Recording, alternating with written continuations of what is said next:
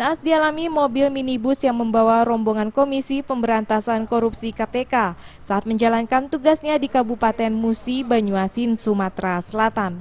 Salah satu dari 3 minibus jenis Kijang Innova BG 1501IU mengalami kecelakaan di Jalan Lintas Timur Desa Pulau Harapan, Kecamatan Sembawa, Banyuasin.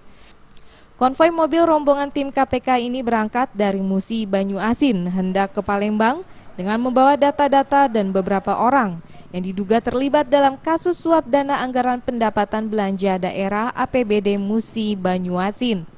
Namun saat melintas di lokasi tersebut, mobil mengalami kecelakaan. Kecelakaan ini berawal ketika sopir minibus Edo hendak menghindari sepeda motor BG 2015ZW di depannya. Sopir terpaksa membanting setir ke kiri agar tak menabrak sepeda motor tersebut.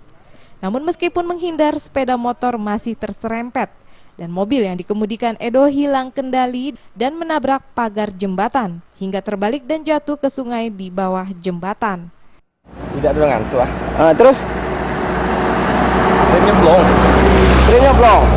Dari tujuannya mau kemana, Kak? Dari Pubanak ke Palembang. Ke Palembang. Itu ada muatan apa mobil pribadi? Mobil pribadi. Mobil pribadi ya? Sendiri dengan kawan-kawan. Kawan-kawan. Meski kondisi minibus yang terjungkal hingga ban mobil di posisi atas cukup parah, namun para penumpang minibus berhasil diselamatkan dan hanya mengalami luka lecet.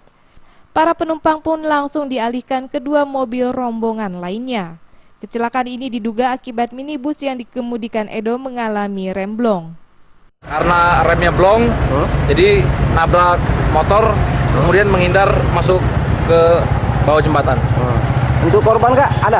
Untuk korban luka-luka lecet. Ya. Lokasi kecelakaan yang dijaga Polantas menjadi tontonan warga. Bahkan para pengguna jalan pun sengaja memperlambat laju kendaraannya untuk melihat kondisi minibus yang mengalami kecelakaan. Dari Banyuasin, Sumatera Selatan, Putu Darmada melaporkan.